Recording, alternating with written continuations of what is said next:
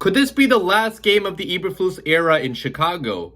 Potentially. Our Chicago Bears are facing off against the Washington Commanders on Thursday Night Football in front of all of America. Can the Bears win a game for the first time in almost a year? Watch this video to hear my thoughts. What's going on, guys? I'm back with another Chicago Bears pregame prediction video, which I'll be doing before every single Bears game this year. So subscribe to my channel if you guys want my thoughts before and after each Bears game. Again, if the Bears keep on losing games by week 8, week 7, maybe I might just change these videos into general draft discussion topic videos or just talking about the future of the Bears, because at that point we probably would be focusing more on our draft pick. But I'm still going to hold out hope the Bears can somehow turn this around, but it's looking almost impossible at this point because we are 0-4 on a 14-game losing streak. And guys, in my opinion, this could be the last game of the Eberflus era in Chicago if we do end up losing this game. I know that the McCaskies never fire in season, but this situation does seem a little bit different because a Bears coach has never lost 14 games in a row ever in the history of the Chicago Bears. The Bears have also never allowed 25 plus points in 14 straight games ever in their history. No NFL team has ever done that. No NFL team has ever allowed 25 plus points in 14 straight games. And for the Bears having a defensive-minded head coach, that is a very embarrassing stat that our defense, again, looks like one of the worst defenses in football, even after all the acquisitions we made in the offseason. So I really feel like, especially with having a new president in here now, Kevin Warren, coming over from the Big Ten, being the commissioner of that conference the last couple of years, he's now our new president. And if he has any power, any say at all, I really feel like he should fire Eberflus if we lose this game, because at that point, the season 100% would be over, okay? If you can't get a win here, which the season already is kind of over, guys, but if you can't get a win against the Commanders to go to 0-5, I really feel like you should make a move and fire Eberflus to be the first in-season firing in Chicago Bears history, because desperate times call for desperate measures, and never have I seen a coach this incompetent in the history of the Chicago Bears. If we do actually end up losing this game as well to drop to 0-5 on the season, basically ending our season. We also have a mini bye week next week, guys, because we're playing on Thursday Night Football right now. So we're going to have about a 10-day rest period from the end of this game to the next game. So that gives the new interim coach, whoever that is, whether that's Richard Hightower, our special teams coordinator, or whoever else would make the interim head coach, hopefully not Luke Getsy, because I'm not a fan of Luke Getsy either. That coach is going to have about 10 days to get situated, and it's not an ideal situation for the Chicago Bears to have to do that, to fire their head coach in the middle of the season. It never is for any franchise, but if you actually lose 15 straight games in a row, you got to do something to show the fans that you care in the slightest about what's happening with this team, and I hope that the Bears would make that move if the Bears do end up losing this game. So Matt Eberflus, if you want any chance at staying in Chicago, you got to win this game, okay? No more excuses. Find a way to win. I don't care how it happens, but find a way to score more points than the opponent for the first time in almost a calendar year. The last time we won a football game was October of 2022. Talking about our opponent in this game, the Washington Commanders, they're also not looking, I would say, great so far to start the year, but they do have a respectable 2-2 record. Pretty mediocre start to their season so far. Still obviously much better than anything the Bears have done so far this year. And, talking about their offense, first of all, I'll be breaking down both sides of the football on their team. And talking about the Commanders' offense, guys, it has looked better under new offensive coordinator Eric Bieniemy, who's coming over from the Kansas City Chiefs. So under Bieniemy so far, the Commanders rank number 17 in points scored per game, number 20 in yards gained per game, number 20 passing offense, and number 17 rushing offense. And the addition to Eric Bieniemy definitely has, boosted this Commanders offense. Even though on paper it's still not a great offense, right? The points and the yards per game total has not been anything special up to this point, but compared to last year, it's definitely a big increase, and Bieniemy has made this a pretty pass-heavy offense, obviously coming over for Kansas City. A lot of the same schematics, a lot of the same tendencies were going to be transferred over, and so far they have. So they are using a lot of motion too, a lot of jet sweeps, a lot of lateral stuff going on to guys like Curtis Samuel, which Curtis Samuel does have 178 yards on the season. He's a guy that can get yards after the catch, be slippery in the open field. So that's definitely a guy that the Bears defense has to watch out for. It's going to be tough tackling him in space, but obviously the biggest superstar on this offense is not him, but Terry McLaurin, okay? Receiver Terry McLaurin, who has been a great receiver now in the NFL for a few years. He's, again, having a pretty good start to the year. He has 212 receiving yards on 21 receptions. So definitely the go-to target on this offense, a guy that can work all areas of the field, that can stretch the field, make a contested catch, can work in the slot to run any route in the book. So definitely a pretty talented receiver there. And they also got Jahan Dotson, too, who they drafted last year, who has not been as involved in this offense so far this year. He only has 110 receiving yards, but last year he did have many flashes of potential, and we'll see if those flashes do get realized in this game, right? Because the Bears defense is not that good. So on paper, a pretty nasty receiving trio, I'd say, that they have for quarterback Sam Howell. And talking about quarterback Sam Howell, so far he has been pretty up and down to begin the year. Some games he's looked really good, other games not so good. Like, for example, against the Bills, I believe he threw like 4 picks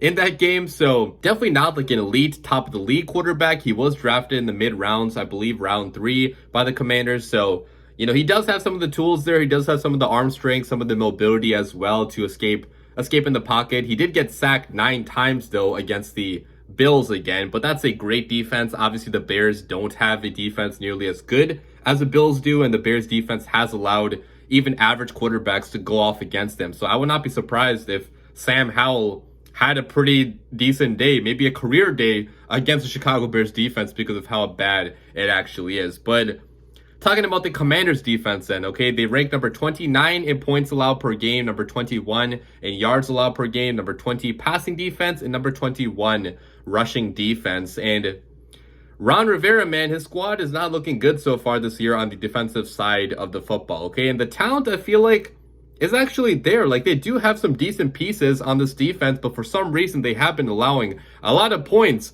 to begin the year, okay? Allowed a lot to the Eagles, obviously, in overtime that game went into, and they allowed 34 in that game. They allowed 37 against the Buffalo Bills, allowed 33 against the Denver Broncos, right? So they have not been good in the red zone. They're allowing way too many big plays, and for having such a talented defensive line, yes, they are getting sacks, but for some reason that's not translating into not allowing that many points, right? Because with the defensive line in Daron Payne, Chase Young, Jonathan Allen, Montez Sweat, like these are some of the best defensive linemen in the NFL who have been producing some sacks, right? The Commanders do have 12 sacks on the year, so definitely getting after the quarterback, but the linebackers and some of the pieces also in the secondary have not been holding up their end of the bargain. So, you know, even though they do have a pretty good defensive line, it's just not translated yet to being a actual top 5 or top 10 defense. Right now, the Commanders do have one of the worst defenses also in all of football, just like the Chicago Bears. Talking about the Bears now, let me briefly talk about the Chicago Bears offense. They rank number 22 in points scored per game, number 21 in yards gained per game, number 24 passing offense, and number 13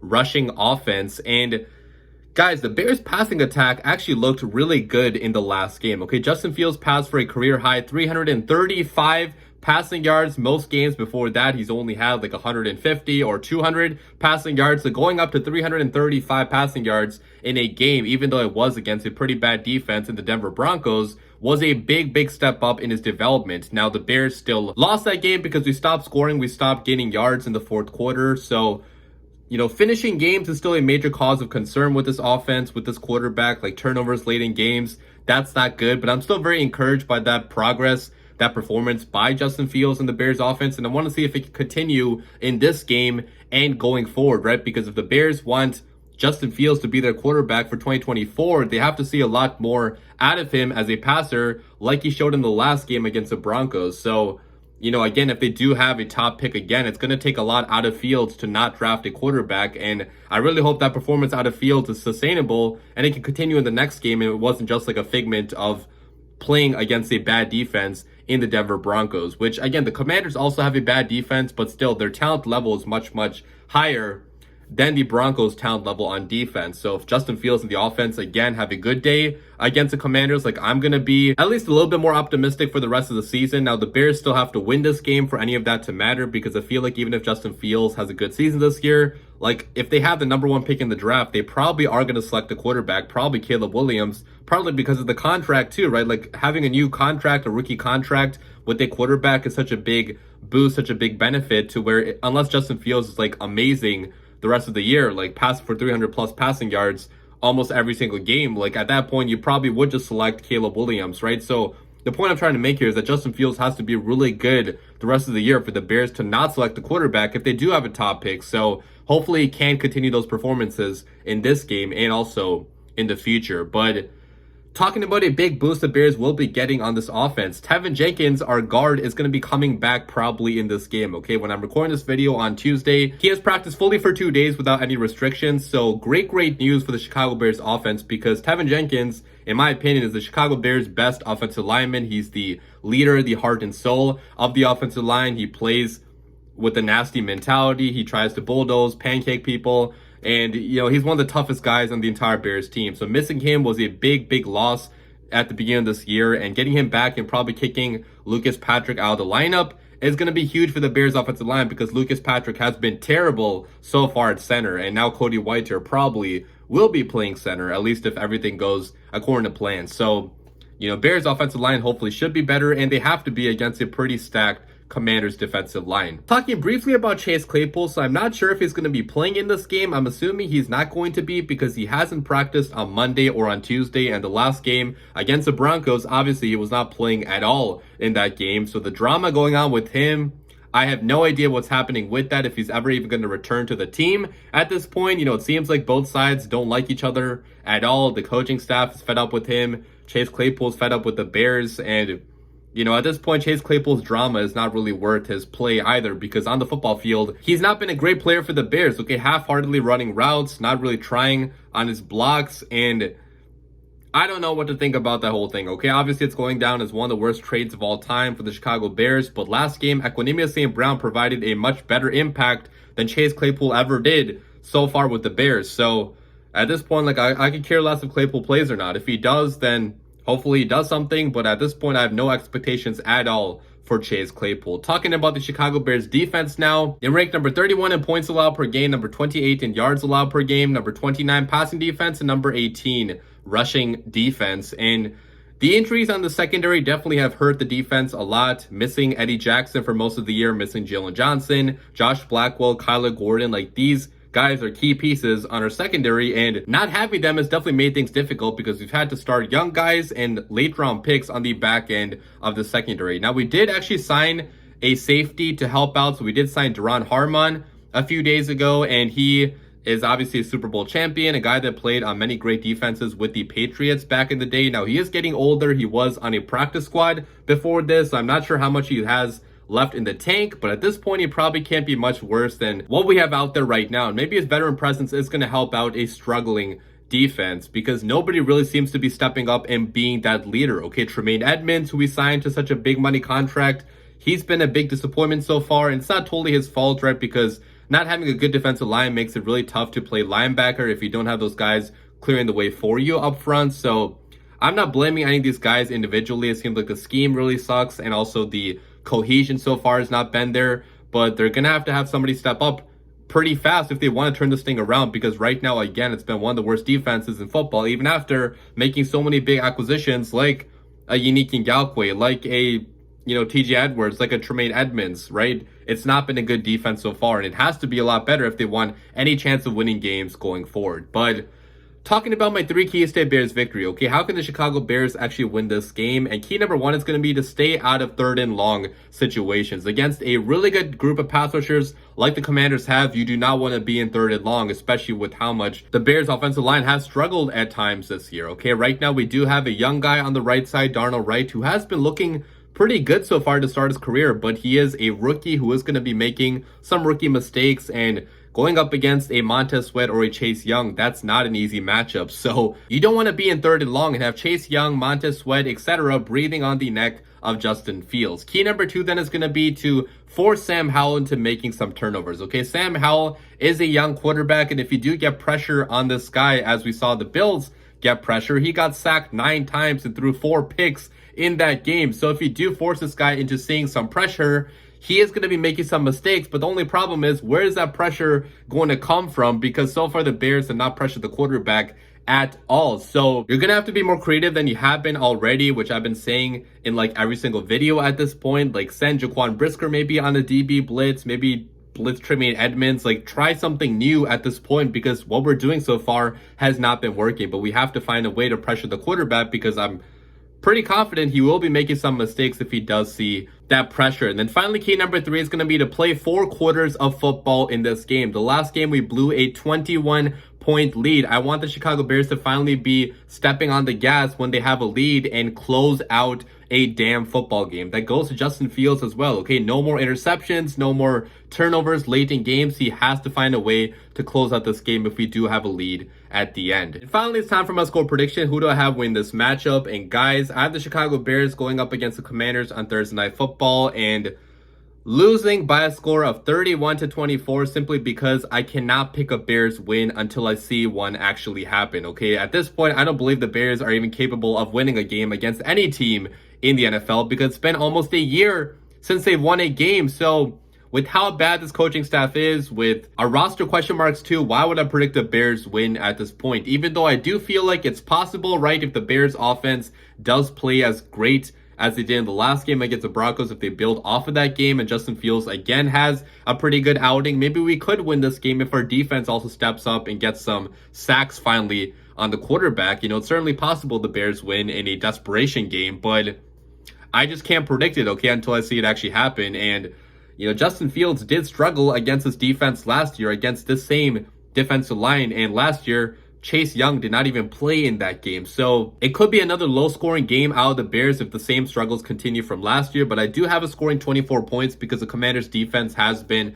again, rocky on the back end so far this year. So I do think we are going to get some deep shots going down the field, and we should score decent amount of points, hopefully. But with how bad our defense is, I just cannot predict us to win any game, you know, especially against the Commanders team that went into overtime against the Philadelphia Eagles just a week prior. So I have the Bears losing to drop to 0-5. As for my offense MVP, I'm going to be going with DJ Moore. He's the only safe bet at this point. He's the best player on the offense for the Chicago Bears. And defense MVP, I'm going to be going with TJ Edwards, because TJ Edwards is a tackling machine that seems to always get like 10 plus tackles every single game with how bad our defensive line is. So leave your comments down below, guys. If we actually do lose this game and go to 0-5, I better see headlines the next day of Matt Eberflus getting fired from the Chicago Bears, because if we don't, I'm going to be completely losing my mind, okay? I don't want to watch the rest of the season anymore if Matt Eberflus is still the coach, because there would be nothing to be optimistic about at that point. So, you know, hopefully the Chicago Bears win this game. Hopefully we do see a miraculous comeback redemption story happen, maybe like the Detroit Lions, but don't hold your breath at this point, okay? This Bears team is pretty bad right now. Leave your comments down below. As always, bear down.